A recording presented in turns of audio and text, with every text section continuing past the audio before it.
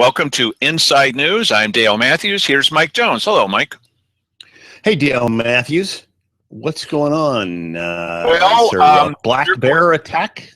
Yes, there's a black bear attack. We are going to be cutting in live to some candidates who have gathered the black bear and are telling people things.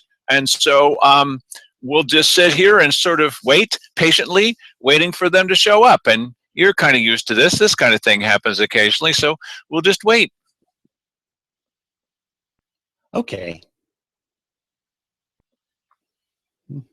We don't know how long we'll have to wait, but we'll be right there in a moment. Well, thank you everyone for being here. I'm delighted to finally have the opportunity to come here. And actually, I was hoping to come last month, but had a church engagement, so wasn't able to make it this time around. I wanted to give you a little bit of information about myself. My name is Nathaniel Duarte. I am a young entrepreneur. I own a computer service and setup business called Technology Solutions. I do computer setup, computer service, doing things like setting up Facebook and Twitter and printers and different computer services, and for people here in the Rogue Valley.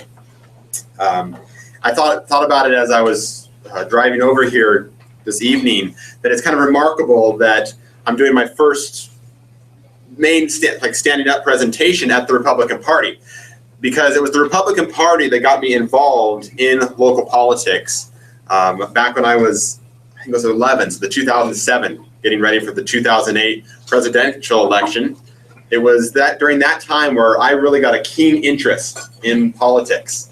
And it was when I started to being able to really reading up on the things like the Constitution and different legal documents, and really started following along and started maintaining that love of politics.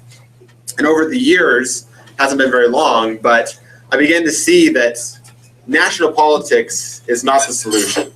It's going to be local politics, state politics, where the change is going to happen and where people are going to be able to have effect. So getting to why I'm running for commissioner, as most of you probably are very well aware, I am the youngest commissioner candidate. I don't think that's a big surprise to anyone, but my youth is precisely part of the reason I'm running. I'm running because I'm concerned about the future of Josephine County.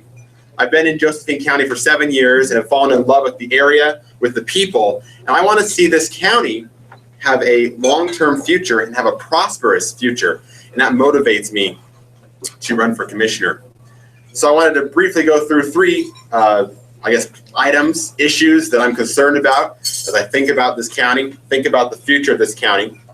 First one is prosperity, and the whole concept of bringing in business and having this area be a place where businesses can thrive and jobs can be created. Just recently, a young guy that I know decided to move to Texas because he needed more opportunity for work, and the career he was pursuing had better opportunity in Texas, so he pulled out of Grants Pass and moved to there. And when I speak of prosperity and economic development, I have a more unique perspective on it, probably not unique to the people here in this room, but my thoughts on economic development is that the way government gets involved in the economy is by staying out of it. You know, Ronald Reagan had a quote where he said, "The worst words you can ever hear is 'I'm from the government and I'm here to help.'" And that's very true in economic development. I think the way for county government, for state government to be involved in economic development is to be involved in creating the atmosphere, not the jobs themselves, in creating the atmosphere for prosperity. So that can mean cutting regulations, cutting permits. One of the first things as elected commissioner that I would be interested in doing was saying to the department like planning, saying, look, you need to streamline the process, the permitting process, so that there is clear steps on how to start a business and how to do different things. Obviously with the end goal being limiting permits and regulations. Another thing that concerns me is safety. I think it's hard to deny that all of us are in one way or another concerned about public safety, and I'm looking to fund public safety without a levy. I will not support a levy, and I am looking to see the county provide a long-term solution to this. Another issue, and I'll wrap up with this issue, is the issue of freedom. And I think all of us here can agree that freedom is important. And a lot of that belief that freedom is valuable is what motivates me here. I want to read one quote from Ronald Reagan. You may be familiar with it, but it's worth thinking over and it's worth contemplating. He said this: "But freedom is never more than one generation away from extinction. We didn't pass it on to our children in the bloodstream. The only way they can inherit the freedom we have known is if we fight for it, protect it, defend it, and then hand it to them with the well-thought lessons of how they in their lifetime must do the same. And if you and I don't do this, then you and I may well spend our sunset years telling our children and our children's children what it once was like in America when men were free." I'm not married right now. I don't have children, but I hope to. And I don't want to be the father or the grandfather has to look my children or my grandchildren in the eye and tell them what America was like when men were free. And that really is important to me as I'm involved in the political process. So to wrap it all up, I'm running for commissioner because I believe the future of this county, the future of the people living in it are worth fighting for. And I'm looking to bring fresh ideas, positive direction, and principled decisions to this county. Thank you.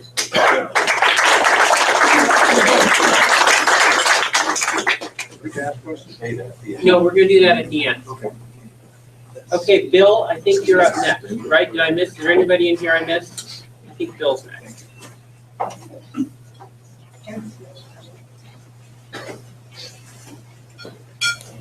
Well, I'd start by saying, oh my gosh, I'm inspired by the former speaker. It is so great to have some young people in the process. Thank you for stepping up and come along. And, I'm very much in favor of broadening our base in the party. So good job. Well, I'm running for commissioner. This is my second go around at running for commissioner. I ran about 4 years ago. I laid out a couple of years. And so if you're asking, why would I want to run or why would I do it again? Well, in my barn, I have a lot of dusty old signs. So I thought, what the heck, you know, I should use them. Actually, I'm really excited about the contest this time around. We have some really good candidates. I've kind of had 4 years to think about the ideas and the goals that I want to work on and sponsor as a commissioner. Probably my first one is to talk about our county governments. And I don't think having 3 county commissioners is really serving us very well. And when you look, I said Friday night at Cave Junction, I think I'm on about the 3rd or 4th group of county commissioners, going back maybe, Dale, you can help, Dwight Ellis, you probably received Dwight. And so every set of commissioners has their problems, and it's probably true, but I began to think about the systemic problem, okay? And I've come to the conclusion that we really would be better served by having 5 elected county commissioners.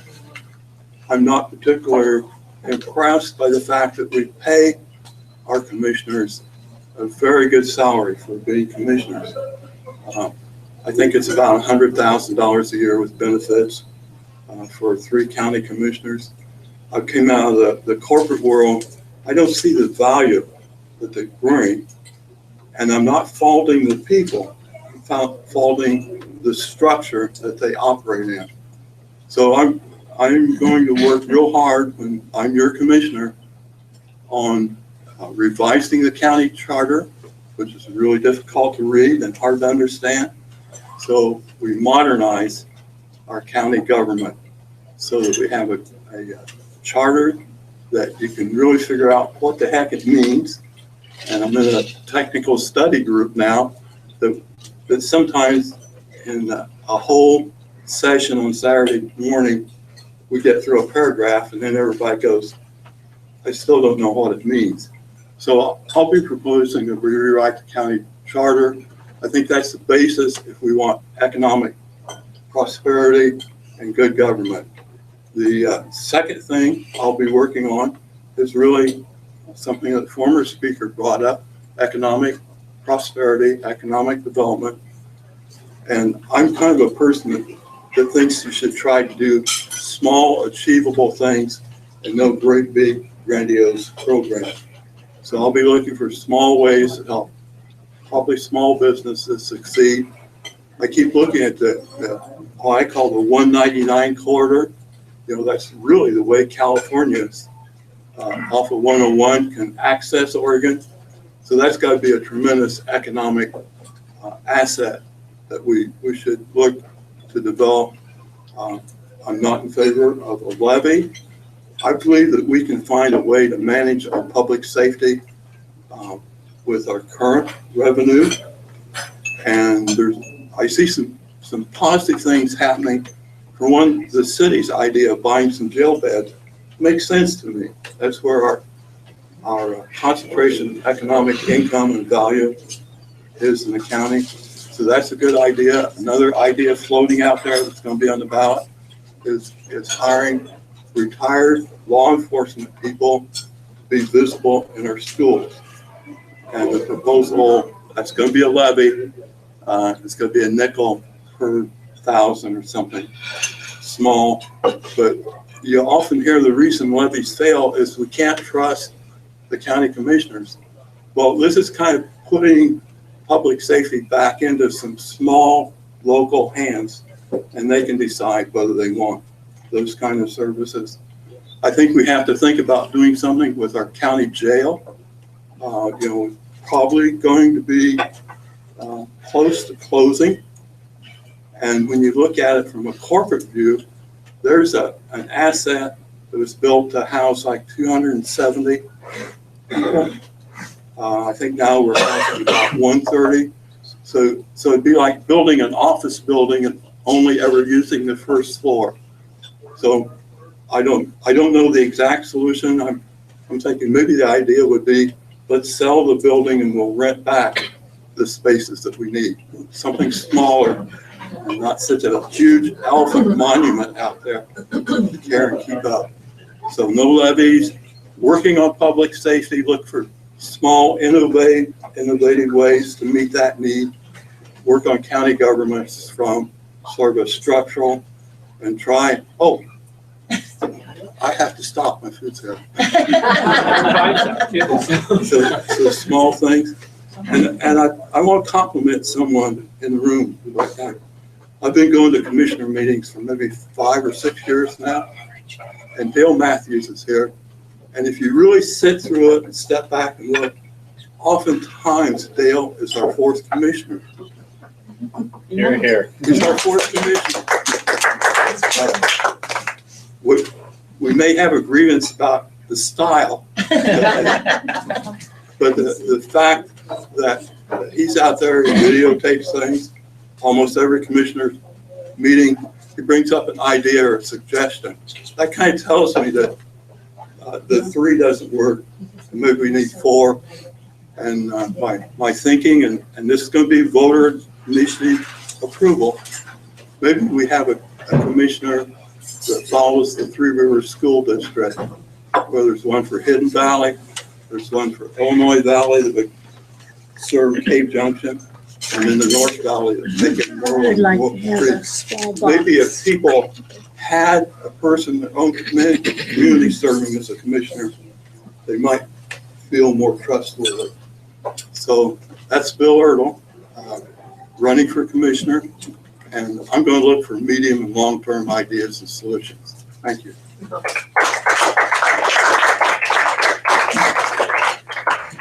Harry, I think you're next, right? Okay, won't waste time with all the walking. I'm Harriet Harris, married 33 years, lived here 20, my in-laws 20 years before that, so I've been involved in the community. If any of you watched Dale's programming from Friday night, you already heard most of my spiel. I see so much potential in this county. There have been grassroots efforts to do a lot of the things people want to do, both sides see them as positive. Make this happen, stop that from happening. There's just a lot of energy, a lot of organization, whether it's for libraries, putting somebody in, taking somebody out, getting a levy on, getting a levy out. I can't imagine all the emails and phone numbers that everybody is so connected with out there that what I would like to see is groups of people, workshops of people working on things. I don't know. I was 24 years military, folks. I went to a school, San Diego State. I never used drugs. Sorry. I don't know squat about cannabis, except that, when I was in the military, I had to take a urine test whenever my number was pulled. So, but there are a lot of people that are passionate about it. It could be a real economic boon. It is legal. But a lot of other people don't want it in my next to my backyard. So those people need to come together, hash that out, and I would like to help facilitate that. One of the things that was pointed out was that commissioners make a pretty good salary. Now I know Dale has said 33,000 is what's in the charter. That's what he'd take, because he's so much more informed than I am. I won't say smarter, more informed. I didn't know about 33,000 in the charter, but I know that I am going to be trying to delegate out as much of my job as possible. So I made the commitment that I would only take 20% of my salary and I would donate back to local nonprofits the other 80% of the salary, because I see myself as facilitating things. Ron Smith over here, I was seeing pictures of his family. My husband and I joke that when God doesn't bless you with children, he blesses you with earlier retirement. And so I don't have a great photo like that, but I am financially solvent enough that I can give back my salary and not worry about it.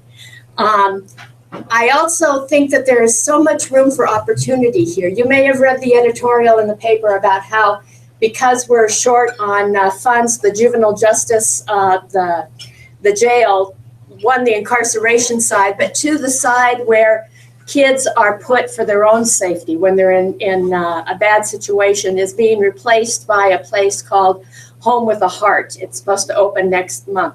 And the editorial said, with our libraries, we lost those. Those are now a nonprofit and being managed with donated funds, and that we thought maybe the county would take that back, and it's not going to happen.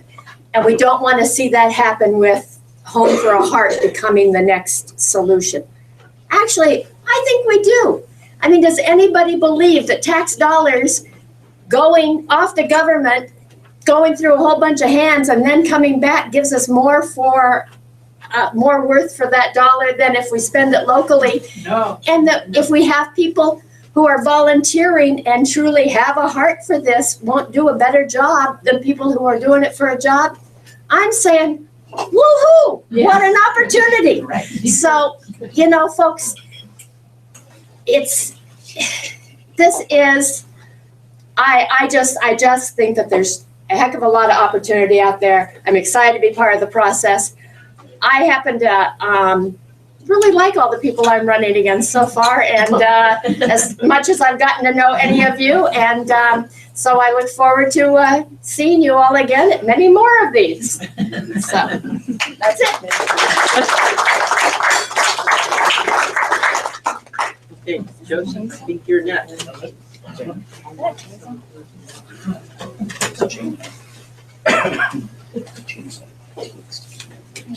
Good evening. I'm Joseph Rice. Many of you know me. I got to say, what Harry was saying, the field of cannabis is good. And what I enjoy is the spirit of the debate, the discussion, the ideas, the visions that we need in the county to move ourselves forward.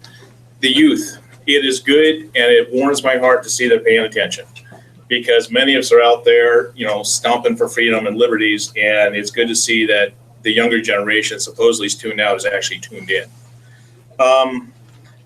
I'm just going to kind of go through what my priorities are and what I'm looking at. My frustration in the county boiled over when I watched our Board of Commissioners hand over state or county sovereignty to the state. And I thought, no, that's not how it works.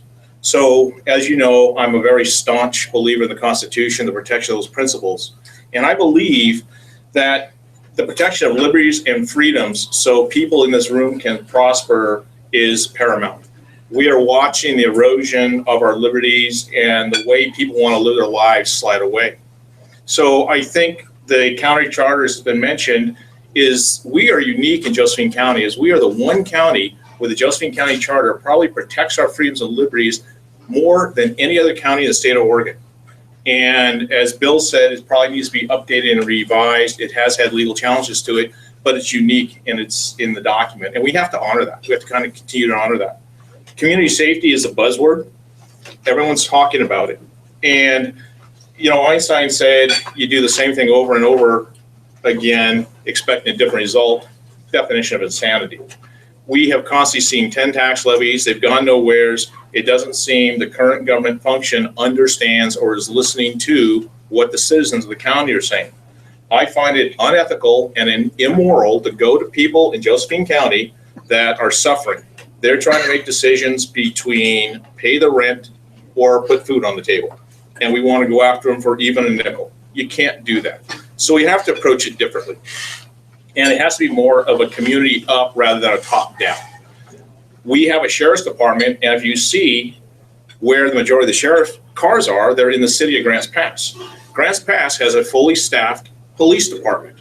Why are they here? They should be out in the county. And I really support resident deputies. Have a resident deputy in Williams, in Merlins, O'Brien, Cave Junction. Put them out there so that community knows the deputy. He builds a relationship with that community, and they start an active neighborhood watch program. We've been working with Cave Junction. We've got a launch program that we've put out. And what that is to prepare that community for any type of emergency. It starts with the individual family, be ready for 10 days, spreads to the street, spreads to the neighborhood, spreads to the community. When people are paying attention, they've got their head up and they're looking around, your communities will become safer. That doesn't cost a lot of money. That doesn't take economic impact. But nobody's looked at this. Nobody's explored it. We talk about economy, and obviously our crime problem is derived from people not having jobs. I think we are not at economic development. We are at job retention. We have to maintain and keep the jobs in Josephine County that we currently do and have. And the only way to do that is for government is not responsible for job creation. Government is responsible for protection of the people and creating an environment that promotes employers coming in here to create jobs. And that's going to be rolling back the regulatory fabric and encouraging. Josephine County, and I'm tired, I'm sorry. There are good people in this county. There are dedicated people in this county. Many of you volunteer, work in the community, and help. I'm tired of hearing how we're such a bad county. Our tax rate being the lowest in the state should be a selling point. We should say, move your business to Josephine County. We have the lowest tax rate in the state of Oregon. It should be an advertising slogan. One of the things that we can immediately do to encourage businesses to move here, give them a 24-month personal property tax holiday. Everything in this room right now, the county of Josephine County taxes it. So if a new business comes in here, give them 24 months. Don't charge them the personal property tax. They get their financial legs underneath them. That gives them the ability to recover from the expense. It costs the county zero. Any business in the county that expands, do the same thing for them. Give them that 24-month on the business expansion. You are encouraging and fostering an economic climate that businesses want to come into and grow from. I said it, maintain county sovereignty. The commissioner's job is to budget, protect the community. When they declare an emergency, that's a very dangerous word. When you say to Salem, we have a public safety fiscal emergency, you're throwing up your hands and you're allowing Salem to come into our county and do what they want to do. If they want to raise the property taxes, they can do it. If they want to do a telecommunication tax, they can do it. And then the citizens, we that live here, have no say or control over that. The job of the commissioners are to budget and make hard decisions. If they're unwilling to do it and pass it up to Salem, why are they there? That's the job.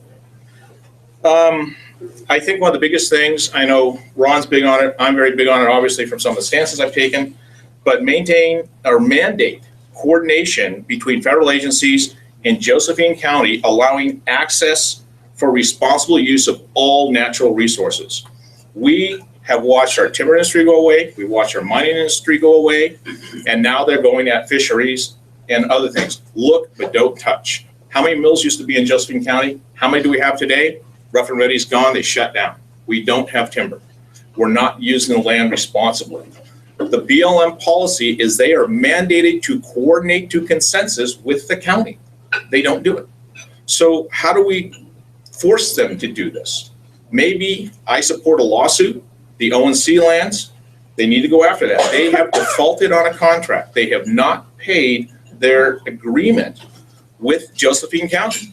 So part of the problem is they'll tie it up in court for years. The Sugar Pine mine, after they shut that down, those miners still have not had their day in court. It still sits in the Internal Board of Land Appeals. They just draw it out and these guys languish and they cannot work or produce or earn a living. So why not go put some HESCO barriers or some Jersey barriers in front of the BLM office and say, you haven't coordinated the moving those vehicles across Josephine County roads. I bet you that might drive them in the office and start talking to the county. Haven't done anything illegal, you're just forcing them to follow their policy. You have to clear governmental obstacles to employers so we can prosper. We pretty much know about that. I touched on that. The other thing is increased transparency in all areas of the county government. Dale, I got to hand it to him because he is our transparency for the county. Dale goes to everything and he broadcasts it. He puts it out there. This is what news should be doing. This is what he does. And the commissioners don't like it. You look at the way they treat him. They're rude and they're disgusting to him. And what's he doing? He's putting it out there so everybody can see. What are they so scared of that they can't have it in an open forum? They have closed door meetings. Why are they not holding the backroom session in the Annabasker? Why are they not holding union negotiations? I'm not finished. No, I just want to get my picture. I'm on a roll. It torques me off. I mean, it's our government. We should know what they're doing. We should never hide from it. So I also fund your government without tax levies or increased taxation. We have to live within our means, as we expect families within our communities to do the same as business have been constrained. I'm running. I enjoy the field. I'm looking for the spirit of debate, and let's see where we go with this. Thank you. All right, sounds good. So we're going to have some questions now. We want to be fair. We don't want you to direct all your questions to one candidate. You forgot one. Yes. Oh. Yes, Just the folks that didn't get a chance to speak. half the room is running for commissioner, so if we get I'm sorry. I thought you meant it. But what I'm gonna do is I'm gonna start going around like we did the same. We're gonna give Nathaniel 2 questions and then we'll go to the next candidate, we'll give them 2 questions and so forth. So the people who didn't speak before, and then after the 2 questions, you can ask everybody else 1 question who spoke before. And we'll just try that and see what happens. So questions for Nathaniel. We have 2 questions. We have 1 question over there. Quick, somebody else. Okay, we have a question there. Who goes first? You want to talk for it? You go. Okay. What do you know about the Oregon California lands and the 1937 ONC Treaty and how you could get that to work for us today? You know, it's one of those issues that I'm continuing to study and continuing to look at. I don't think there's a quick one-stop solution to it. But here's the one thing that I do think we need to do is, I think too long we've tolerated what's going on.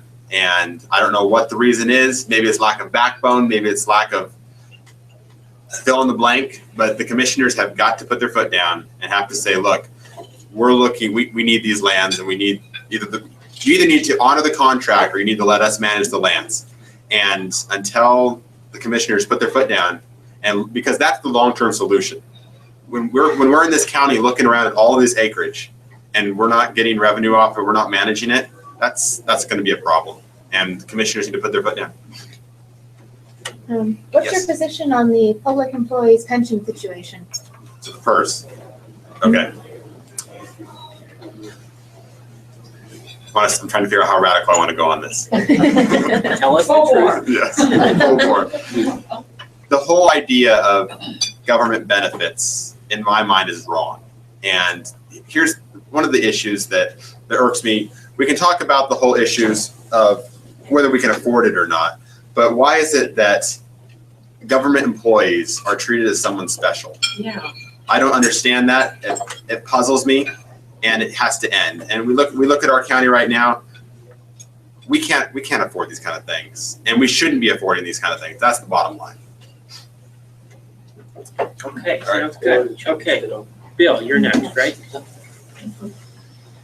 2 questions for Bill.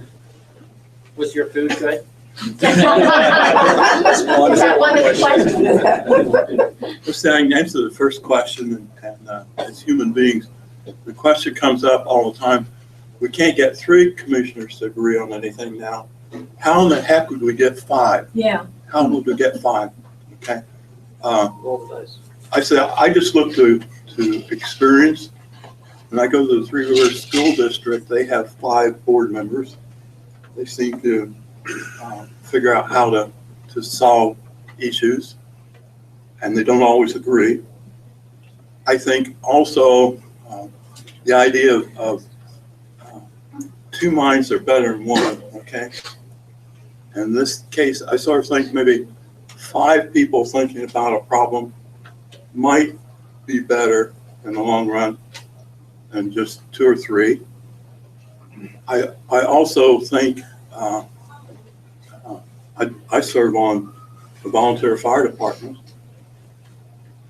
We have a fairly substantial budget at no pay, and I see volunteer citizens making good decisions, and we have 5. So We've got a question for you right there, Ron. Hey, Bill, you mentioned something about districting. Did you know we used to have that in this county? There was 3 different districts, and the problem was that the commissioners didn't care about the overall county because the voters in that district were the only ones they were concerned about. So nothing got done county-wise. So how would you overcome that if you district the county? it's a counter argument, okay, and I understand that aspect of it. It lasted 1 term, you know, that, and then they voted it out again. And that might be the outcome, okay? All I can say is that when I watch county government today, okay, and I watch those 3 commissioners, and I actually think they're all okay people, but we're kind of like stuck in the mud. I know. And when you go to the meetings, it's so toxic, okay? It's so doggone toxic that I just think a broader representation would result in more progress. Now, Okay, we can, the counter, you know, and you could say, well, you know, how can you get 5 degrees and you can't get 3? If you follow that argument, maybe we should just have 1 elected commissioner. Okay? we've got 1 quick question for you over there. I'm trying to avoid that question. Well, how was your food? It's a different one. Was your food good? Nothing's doing well. Well, that's good. Yeah. The question is, I heard you say you were in support of a tax levy, and this shocked me. I didn't say I was in support of it, okay? Yeah, you did. It was the 5 cents for the The 5 school cents. tax. I'm saying I do support if people want to be taxed, then let the people who might be a benefit of that area decide it, okay? And so this happens to be a school idea, I don't understand the answer. happens to be a school idea, okay? Happens to be a school. I think we just have to wait and see, okay? Okay, you got your, You said the county commissioners are okay people, and then you said it's a toxic environment. But how can it be toxic environment with okay people? You know, it beats me, Paul. okay, let's go on to the next one. We'll let you off the hook. Good answer. Puppies wander That's great. really well, great. Your wife said, your wife, Poops on the floor. well, that's what puppies do. Puppy update. Okay, All right, 2 questions. Let's see how far we slip on this one. okay, I'm against the levy. Okay, do we have 2 questions? We have 1 there. Let's find the number of other questions too, so. Go ahead. It's just not fair that no one's asking questions. Think of questions, you guys. I'll ask you the same one that I asked, the first person. What do you know about the ONC lands and how would you fix that so that we can actually work the treaty to actually get money back into the county? Or would you rather have us control our own land? So, actually, that would be my preference as well.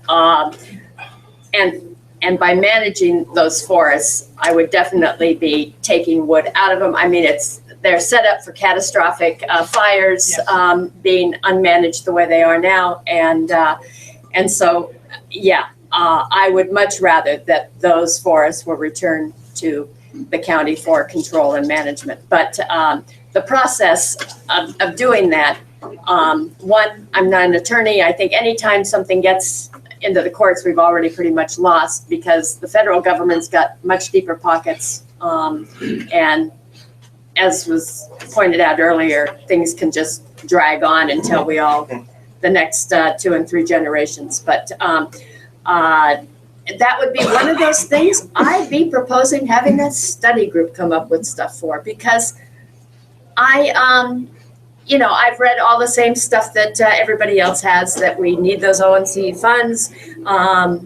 We've got all this unused timber, but I don't have an answer that's a silver bullet for answering that. But I bet that there are minds that have been dealing with that a whole lot longer than I have. We have another, Bill had his hand up first. If you had one more thing you'd like to say, what would it be? Thank you. That's payback, and I do. Here's an honorable man. So Bill Erdl was talking about small incremental improvements.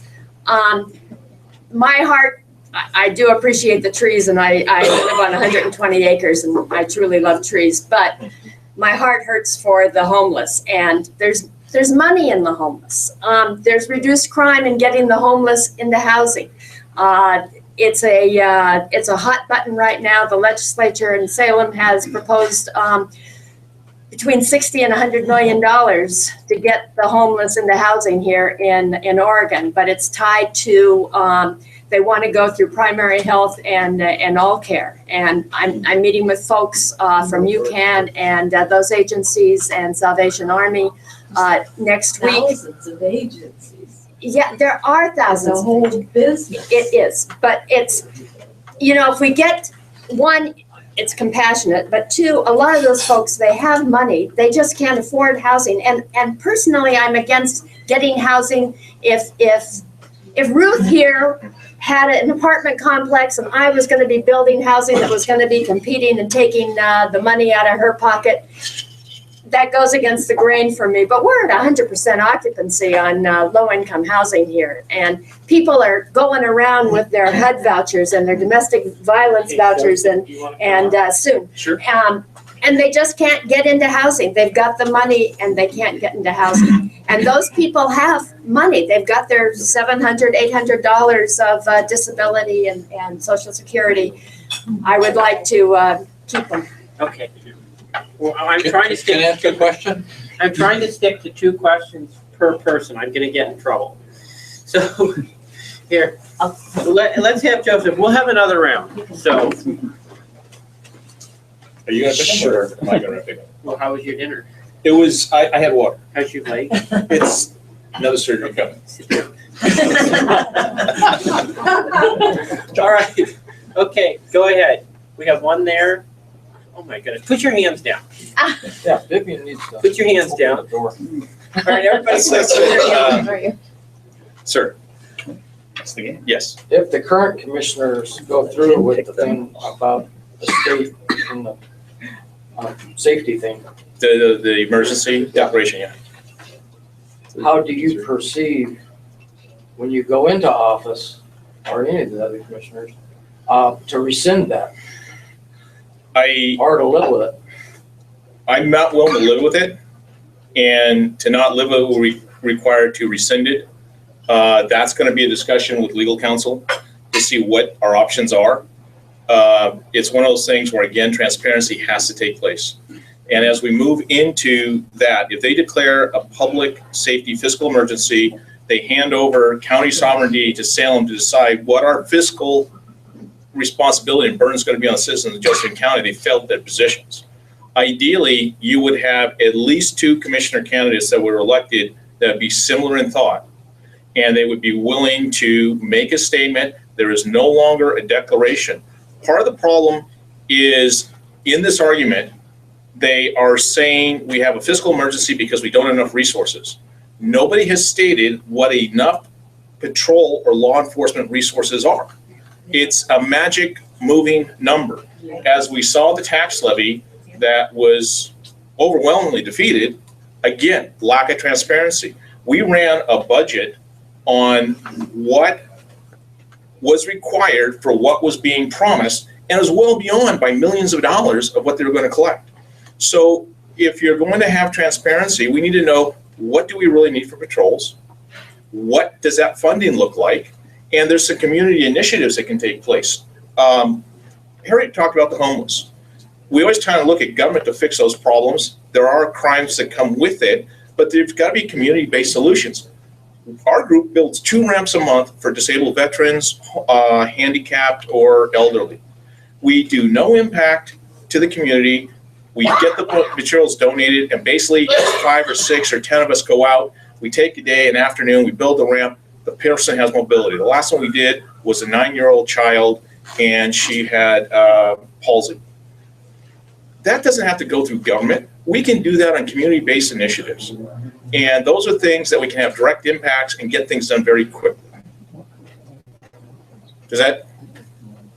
Well, I guess you do have your hand up for the rest of us. Go ahead. Well, I fully agree with you that government's not responsible for job creation. So can you explain why, you went to Ron Wyden for millions of dollars to get from the taxpayers to finance your private company, and you got $25,000 from the state, $25,000 from the authority, $25,000 from, what is this, Southern?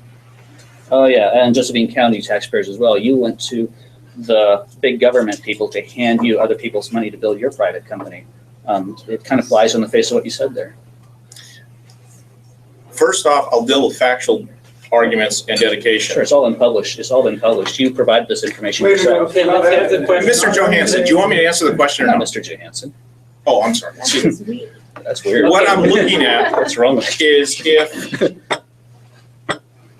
first off, we applied for a defense appropriation at the request of the Army. The United States Army requested an article, recoil suppression system, through not Ron Wyden, but Jeff Merkley's office. Jeff Merkley's office put forth a defense appropriation. It went into committee at 10, came out at 5, and survived ratification at $3.2 million. Recoil suppression systems has not seen a single dime of that money. We've not seen it, received it, done anything. This was a defense project, so everyone understands. I'm a third partner in a company. We've developed a UH-60 Black Hawk wildland fire suppression tank. We put this to the United States Army because of the devastating wildfires that we have here in Oregon and throughout the West. We see millions of dollars in property, timber, homes, and lives destroyed annually.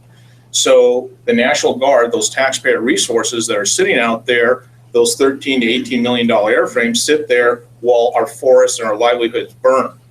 With this, we came up with a concept that we could put a tank on and we could utilize those aircraft efficiently, because at the end of the day, the taxpayer dollar is still paying to fight those wildfires, but we have those resources sit idly on the ramp. We developed that in 2008. In 2010, we were approached by the Army asking for funding for this. We had to go through the congressional delegation. We put in for the defense appropriation. As I said, went through committee at 10. The ask was 10, came out at 5, and was ratified at 3.2. That money was line item to recoil suppression systems. Currently, those funds were transferred to Army Materials Command, where they sit today, and they will expire next year. And the $75,000? The $75,000 were loans. You paid them back? They're being paid back. They're loans. They were not money. You could have told the courier that. They were very interested. They're loans. Good. Sounds good. I think let's give you one more question from somebody else, because we're running out of time, so we don't have enough room to go around. Go ahead, Harriet. Okay, so my question was, I agree with you that coming up with a definitive amount of money needed to do the job for the sheriff's department, but the sheriff, the sheriff is the one who deploys his deputies. If they're in Grants Pass instead of in Cave Junction where the crime is, or if they're in Cave Junction during the day instead of at night, I mean, he's an elected official. Isn't he the one that we should be going after instead of the commissioners? No, Okay. and it's a twofold thing. The commissioners are responsible for funding the sheriff's department. Exactly. The sheriff has no control over his budget. So public safety funds are allocated from the commissioners. And they have the ability to pull and move monies out of the general fund to fund the sheriff's department to whatever staffing is. When we see sheriff cars running around the city of Grants Pass, why aren't we seeing them out in the county and the communities? That's where they belong. Amen. And Right. that's where I think the resident deputy program comes in. Right, but isn't that the sheriff's decision to have them running around Grants Pass as opposed to the commissioners? I don't know. I don't know how they're dispatched. I would think that as a board of commissioners, we could put a resolution in the sheriff's department, a suggestion to the sheriff, if you will, saying, we would like to see a resident deputy established in the community of Williams. They will live out there. We treat those like OSP does. They treat those patrol vehicles as their office. So when they get in the car, they start the patrol, their day starts. They're in their office. Right now, they're commuting into town. They go in the sheriff's office, they check in, do their thing, then they go out. We're burning up valuable resource time. So why not have them in the communities? And they could have a flex schedule. So they could maintain their schedule for whatever 40 hours a week, whatever it happens to be the work schedule. So if they figure this time's a high crime, they can work it, they can argue the schedule so the community knows when they're working, when they're not working. But and again, that all sounds wonderful, but I think that that's more purview of the sheriff's department as opposed to the commissioners. But in truth, I don't know. That all sounds great, but I don't. You have to fund for results. Yes, and it may be that the sheriff should do his own budget and be responsible for his own budget and have that entity, have it all coalesce in one spot where you can have him responsible for one, what he has, and two, how he uses it, instead of one, having the commissioners responsible for what he has and he's responsible for how he uses it. And so you don't know which hand to slap when you want to slap somebody's hand. But currently the funds are allocated from the Board of County Commissioners. Exactly, but And how they're utilized. True, there has to be transparency and accountability there. I agree. Okay. So, Is it okay I sit down? yes, you can sit down now. Thank you, sir.